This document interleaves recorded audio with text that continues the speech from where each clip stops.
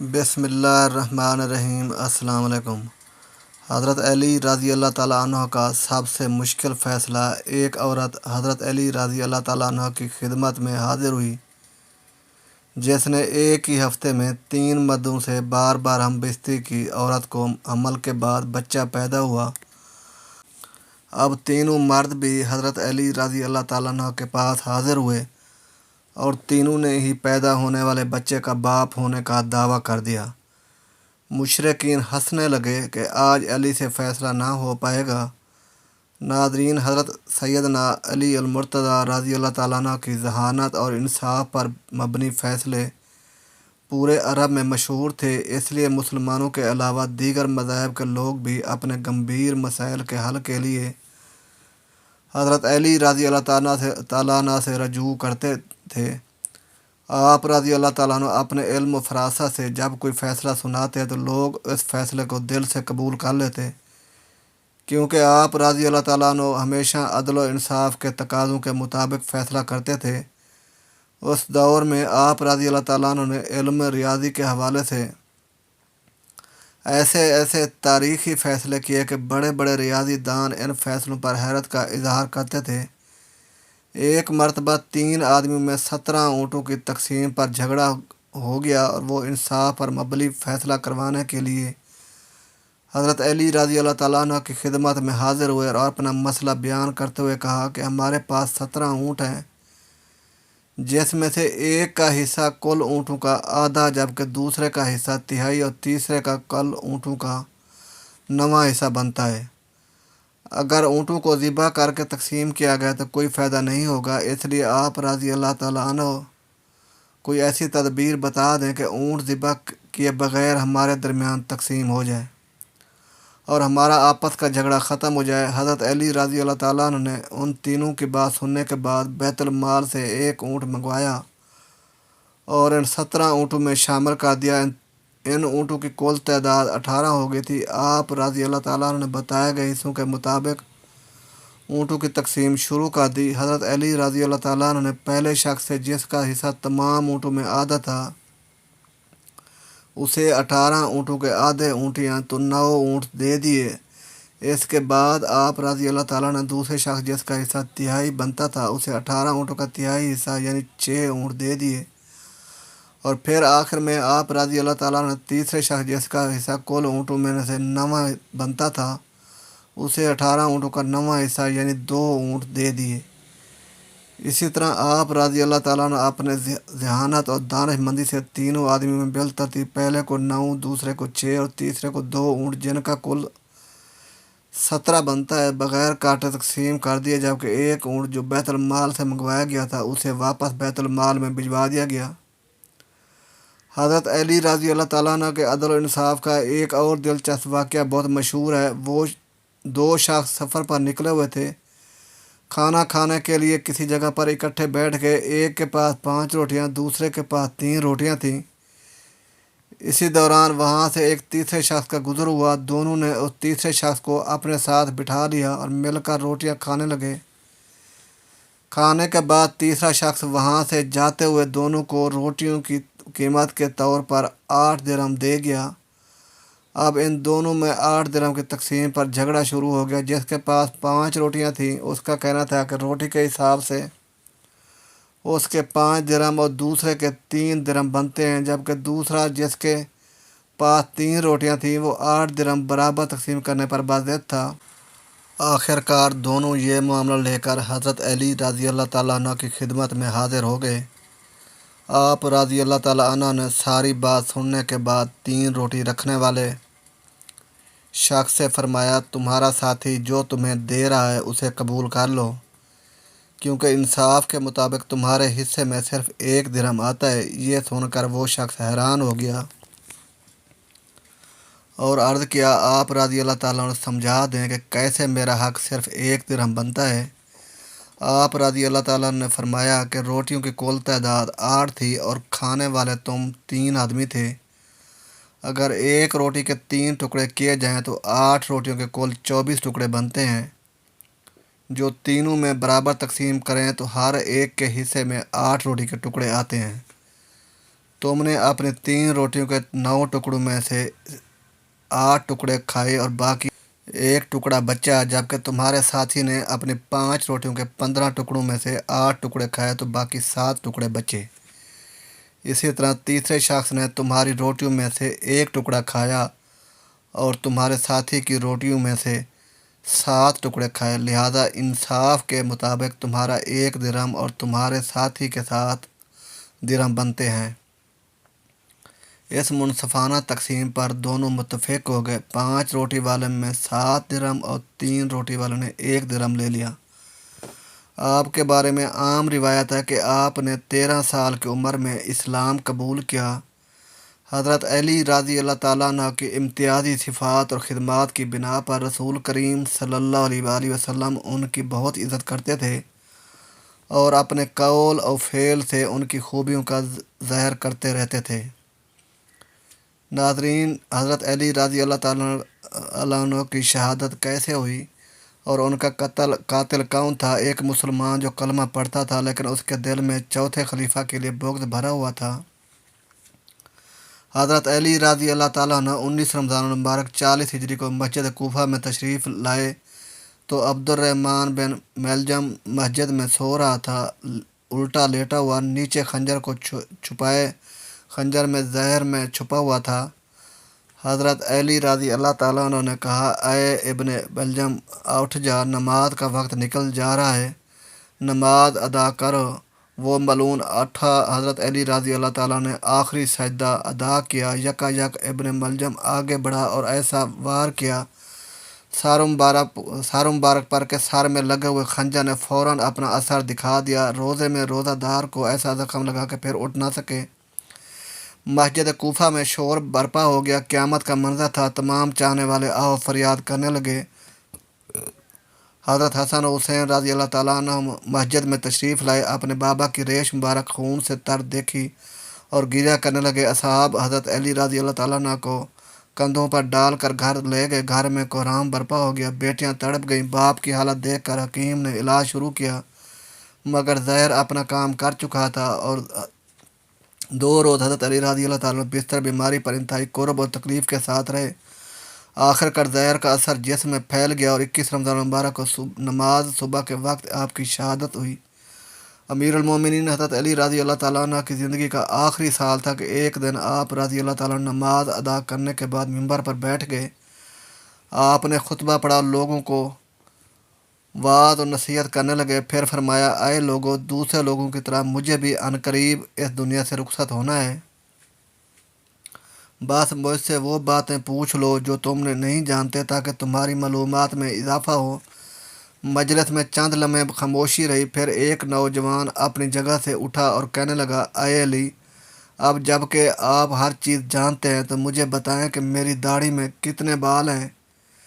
हज़रत अली रज़ी अल्लाह ताला अन्हु मुस्कराए, लेकिन अभी आपने कोई बात शुरू ना की थी कि मजलिस की खामोशी टूट गई और हर तरफ से शोर की आवाज़ें आने लगी। सब ने अपनी गर्दनें बुलंद की और सवाल करने वाले को देखने लगे और इंतज़ार करने लगे कि आप क्या जवाब देते हैं। हाज़रीन में कुछ दुश्मन भी मौजूद थे, इसलिए कहने लगे, आज अली कोई जवाब ना दे सकेंगे। हर शख्स की दाढ़ी के बालों की तादाद अलग अलग होती है, इसलिए हज़रत अली रज़ी अल्लाह ताला अन्हु को कैसे मालूम है कि इसके बालों की तादाद कितनी है। चंद लम्हों के बाद हज़रत अली रज़ी अल्लाह ताला अन्हु ने हाज़रीन से पूछा, इस सवाल का दुरुस्त जवाब कौन जानता है? हाज़रीन में से कोई शख्स जवाब देने के लिए तैयार ना हुआ और मजलिस में चंद लम्हे खामोशी रही। हज़रत अली रज़ी अल्लाह ताला अन्हु की खिदमत में कमर नामी एक आज़ाद करदा ग़ुलाम रहता था। जब मकतब अली का तरबियत याफ्ता आपका खिदमतगार और जानिसार था। सब लोग कम्बर को पहचानते थे। जब भी हज़रत अली मस्जिद से निकलते तो कम्बर आपके हमरा रहता। इस मौके पर भी कम्बर दरवाज़े पर निहायत खामोशी से खड़ा मस्जिद में होने वाली गुफ्तगू सुन रहा था। जब मजलिस से कोई शख्स जवाब देने के लिए नहीं उठा तो हज़रत अली रज़ी अल्लाह ताला अन्हु ने कम्बर को आवाज़ दी और कहा, कम्बर, इस शख्स को जवाब दो। کمبر نے سوال کرنے والے کوفی نوجوان سے کہا، اگر تم لوگوں کے بدخواہ نہیں ہو اور سچے ہو تو اس بات کی تصدیق کرو کہ اس سوال سے تمہارا مقصد کیا ہے۔ ایسے معلوم ہوتا ہے کہ تمہارا مقصد اپنے علم میں اضافہ نہیں بلکہ تمہاری غفلت اور بدبختی ہی نے تمہیں اس بات پر آمادہ کیا ہے کہ مسلمانوں کے پیشوا سے عجیب و غریب سوالات پوچھو۔ یاد رکھو، حضرت علی رضی اللہ تعالیٰ عنہ کو وہ تمام باتیں معلوم ہیں جس میں تمہاری بھلائی ہے۔ میں تمہیں جواب دے سکتا ہوں، لیکن اس سے قبل کہ تمہارے سوال کا جواب دوں تمہیں معلوم ہونا چاہیے کہ تمہاری داڑھی کے ہر بال میں ایک شیطان چھپا بیٹھا ہے جو تمہارے دل میں وسوسے ڈالتا ہے اور تمہیں راہ راست سے دور کر رہا ہے۔ ہماری رہنمائی کے لیے اللہ تعالیٰ کی کتاب موجود ہے جس میں کوئی کم و بیشی نہیں ہے، لیکن اللہ تعالیٰ کی کتاب بھی آسمان کے ستاروں کی تعداد بیان نہیں کرتے، اس لیے کئی چیزوں کا شمار کرنا بے حاصل ہے جب تک اس میں فائدہ نہ ہو۔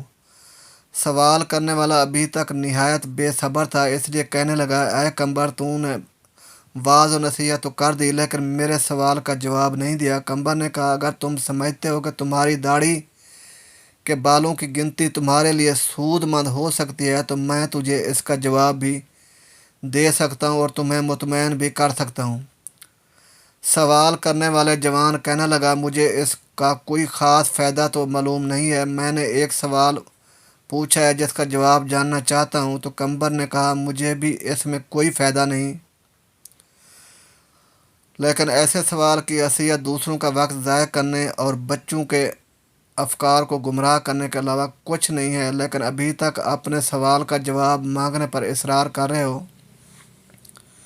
کیا تم گنتی اور حساب جانتے اور 1000 سے لے کر 10,000 تک گنتی کر سکتے ہو؟ اس نے کہا، ہاں جانتا ہوں۔ کمبر نے کہا، جو لوگ عقل مند ہیں وہ کئی مفید باتیں کرتے ہیں، اگر تجھے کسی کام کی فکر نہیں ہے اور نہ ہی کوئی مفید سوال پوچھنا چاہتے ہو تو میں بھی سمجھتا ہوں کہ ممکن ہے اس گنتی سے تمہارا کوئی ذاتی مسئلہ حل ہو جائے۔ بہرحال یہ کام نہایت آسان ہے، تمہاری داڑھی کافی لمبی ہے، اسے کینچی سے کاٹ لو اور اپنے سامنے رکھ لو اور بیٹھ کر نہایت آرام سے گنتی کر لو کہ اس میں کتنے بال ہیں۔ اگر اب بھی راضی نہیں ہو تو مجھے بتاؤ۔ مسجد میں بیٹھے ہوئے لوگ بہت خوش ہوئے، کئی چہروں پر مسکراہٹ چھا گئی اور گنگناہٹ شروع ہو گئی۔ دوست اور دشمن ایک دوسرے کو دیکھنے لگے۔ دشمنوں نے کہا، ہم بھی اس موضوع سے غافل تھے۔ کمبر درست کہتا ہے۔ نادان دوست کہنے لگے، واقعی عجیب سوال اور عجیب جواب تھا۔ یہی وجہ تھی کہ حضرت علی رضی اللہ تعالیٰ عنہ نے اس کے جواب کے لیے اپنے غلام کو حکم دیا۔ سوال پوچھنے والے نے شرمندگی سے کہا، اے کمبر، تو نے درست کہا ہے اور مجھے غفلت کے خواب سے بیدار کر دی ہے اور راہ راست پر لیا ہے۔ اب میں اپنی داڑھی کے بالوں کی گنتی معلوم نہیں کرنا چاہتا۔ پہلے تو میں بھی خوش تھا کہ عجیب سوال پوچھ رہا ہوں، لیکن اب سمجھ گیا ہوں کہ کوئی عجیب اور بے اصل مسئلہ پوچھنا شرمندگی ہے۔ میں شیطانی وسوسوں سے اللہ تعالیٰ کی پناہ مانگتا ہوں۔ اس کے علاوہ اس امر سے زیادہ خوش ہوں کہ اگرچہ سوال بیہودہ تھا لیکن جواب دینے والا عقل مند تھا۔ ابن سعد میں ہے کہ ایک موقع پر خود حضرت مولا علی رضی اللہ تعالیٰ نے اس کا اظہار فرمایا کہ میں ہر آیت کے متعلق بتا سکتا ہوں کہ یہ کہاں اور کیوں اور کس کے حق میں نازل ہوئی، اور صحابہ میں حضرت ابن عباس کے سوا استعمال میں آپ کا کوئی شریک نہیں۔ چنانچہ ان تمام تفاسیر میں فن کا مدار روایتوں پر ہے، مثلا ابن الجزیر، طبری، ابن ابی حاتم اور ابن کثیر وغیرہ میں کثرت سے آپ کی روایت ہے۔ آیات کی تفسیر منقول ہے۔ ابن سعد میں ہے کہ آپ نے حضور صلی اللہ علیہ وسلم کی وفات کے 6 مہینے تک جو گوشہ نشینی اختیار کی، اس میں آپ نے قرآن مجید کی تمام صورتوں کو نزول کے ترتیب سے مرتب کیا تھا۔ جناب حضرت علی المرتضیٰ رضی اللہ تعالیٰ عنہ نے بچپن سے لے کر وفات نبوی صلی اللہ علیہ وسلم تک 30 سال حضور صلی اللہ علیہ وسلم کی خدمت اور رفاقت میں بسر کیے، اس لیے آپ اسلام کے احکام، فرائض اور ارشادات نبوی کے بہت بڑے عالم تھے۔ پھر تمام صحابہ میں وفات نبوی کے بعد سب سے زیادہ آپ نے عمر پائی۔ حضرت صلی اللہ علیہ وسلم کے بعد تقریباً 30 برس تک ارشادات و افادات کی مسند پر جلوہ گر ہے۔ مشکل سے مشکل اور پیچیدہ سے پیچیدہ مسائل کی تہہ تک آپ آسانی سے پہنچ جاتے تھے۔ یمن میں آپ نے 2 عجیب و غریب مقدمات کا فیصلہ کیا۔ یمن نیا مسلمان ہوا تھا، پرانی باتیں بھی تازہ تھیں۔ ایک دفعہ ایک عورت نومولود بچے کو لے کر ہمراہ 3 مردوں کے حضرت مولا علی رضی اللہ تعالیٰ عنہ کی بارگاہ میں پیش ہوئی۔ ان تینوں مردوں کا یہ دعویٰ تھا کہ عورت کے ہاتھ میں جو بچہ ہے وہ میرا ہے۔ حضرت مولا علی رضی اللہ تعالیٰ نے اس عورت سے فرمایا، کیا تم بتا سکتی ہو کہ یہ بچہ کس کا ہے؟ اس عورت نے کہا، یا علی، میں کسی طرح بتا سکتی ہوں، میں یہ اقرار نہیں کر سکتی۔ میں نے ان تینوں مردوں کے ساتھ ہم بستری کی ہے، مجھے نہیں پتہ یہ کس کا حمل ٹھہرا ہے، یہ بچہ کس مرد کا ہے۔ میں آپ سے عرض کرتی ہوں کہ آپ میری اس غلطی کو معاف کر دیں۔ پاس بیٹھے سب لوگ تعجب میں آ گئے اور کہنے لگے، آج تو علی بھی فیصلہ نہ کر پائیں گے۔